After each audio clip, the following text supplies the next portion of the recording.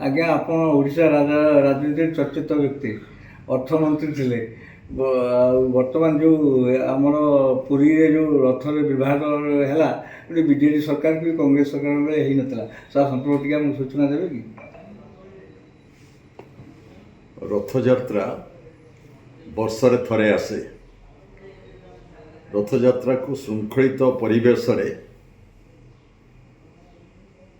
ଆଇନ କାନୁନକୁ ଶୃଙ୍ଖଳିତ କରିବା ଉଦ୍ଦେଶ୍ୟରେ ବର୍ଷ ଭରି ପ୍ରସ୍ତୁତି ହୁଏ।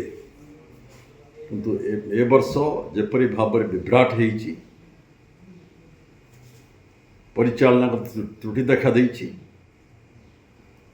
ଜଗନ୍ନାଥଙ୍କ ରଥ ଚାଲିପାରିଲା ନାହିଁ। ବଳଭଦ୍ର ରଥ ବାଟରେ ଗଲାବେଳେ ମୋଡ଼ ବହୁବାର ବଦଳାଇବାକୁ ପଡ଼ିଲା ଏବଂ ଶେଷରେ ମଧ୍ୟ ଚଣ୍ଡୀ ପହଞ୍ଚିଲା ପରେ ରଥ ତାକୁ ଦର୍ଶନ କରି ଆସିଲା ବେଳେ ଦଳାଚକଟା ହେଇଗଲା। ପୋଲିସ ନାହିଁ, କ୍ଷତିଗ୍ରସ୍ତ ଲୋକଙ୍କୁ ନେବା ପାଇଁ ଆମ୍ବୁଲାନ୍ସ ବ୍ୟବସ୍ଥା ନାହିଁ, ପାଣି ପାଣି ଚିତ୍କାର କରୁଛନ୍ତି ଆହତ ଯାତ୍ରୀମାନେ, ତାକୁ ପାଣି ଦେବା ପାଇଁ କିଛି ବ୍ୟବସ୍ଥା ନାହିଁ। ଯେପରି ଭାବରେ ଅଘଟଣ ହେଇଗଲା, ବ୍ୟତିକ୍ରମ ହେଇଗଲା, ବିଭ୍ରାଟ ହେଇଗଲା ପ୍ରଭୁ ଜଗନ୍ନାଥଙ୍କ ପୂଜାରେ, ରଥ ଟଣାରେ, ଏ ପ୍ରକାର ଘଟଣା କେବେ କେହି ଓଡ଼ିଶାବାସୀ କି ଭାରତବାସୀ ଦେଖିନଥିଲେ। ସରକାରଙ୍କ ବିଫଳତା, ସରକାରଙ୍କ ଅପାରଗତା ପାଇଁ ପୁରୀ ଜଗନ୍ନାଥ ଧାମରେ ଏ ବିଭ୍ରାଟ ହେଇଛି। ଜନ ଅସନ୍ତୋଷ ପ୍ରବଳ ହେଇଛି। ଆଦାନୀ ଆସିଲା ବେଳେ ତାଙ୍କ ପାଇଁ ବ୍ୟବସ୍ଥା ଏବଂ କଡ଼ନ ପାସ୍, ଯେଉଁ VIP କଡ଼ନ ପାସ୍ ଏତେ ସଂଖ୍ୟାରେ ଦିଆଯାଏ ନା କେବେ ଅତୀତରେ, ଏତେ ସଂଖ୍ୟାରେ ଦେଇଦେଲେ ସବୁ ଯେ ରଥ ଟଣା ହେବ କେମିତି? କଡ଼ନ ଏରିଆ ଭିତରେ ଯଦି VIP ପାସ୍ ଧାରି ବହୁ ସଂଖ୍ୟାରେ ପହଞ୍ଚିବେ, ତାହେଲେ ଆକୁ ରଥ ଟଣା ହୋଇପାରିବ କେମିତି ସୁରୁଖୁରୁରେ? ପ୍ରସ୍ତୁତି, ପରିଚାଳନା, ନିୟନ୍ତ୍ରଣ ସବୁ ଦିଗରେ ଚରମ ବିଫଳ ହୋଇଛନ୍ତି ବର୍ତ୍ତମାନ ସରକାର, ଡବଲ ଇଞ୍ଜିନ୍ ସରକାର।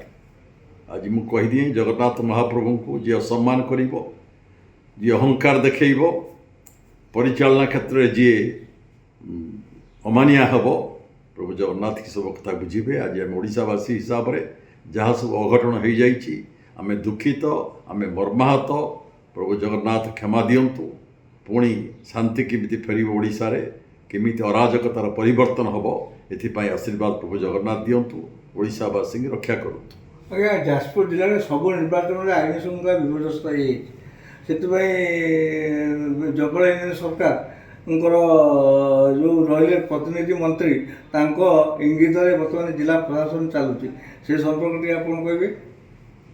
ଯେପରି ଅରାଜକତା ଯାଜପୁର ଜିଲ୍ଲାରେ ନୁହେଁ, ସୁକିନ୍ଦାରେ ନୁହେଁ, ସମଗ୍ର ଓଡ଼ିଶାରେ ଡବଲ ଇଞ୍ଜିନ୍ ସରକାର ଆସିଲା ପରେ ଦେଖାଯାଉଛି। ଇଏ ପ୍ରମାଣ କରୁଛି, ପରିଚୟ ଦେଉଛି, ଯେତେବେଳେ ସରକାର ଲୋକ ସମର୍ଥନ ହରାଏ, ଜନପ୍ରତିନିଧିମାନଙ୍କ ପଛରେ ଲୋକ ସମର୍ଥନ ନ ରହେ, ସେମାନେ ପୋଲିସ ଉପରେ ନିର୍ଭର କରନ୍ତି, ପୋଲିସ କି ୟୁଟିଲାଇଜ୍ କରନ୍ତି। ଆଜି ସେୟା ହେଇଛି।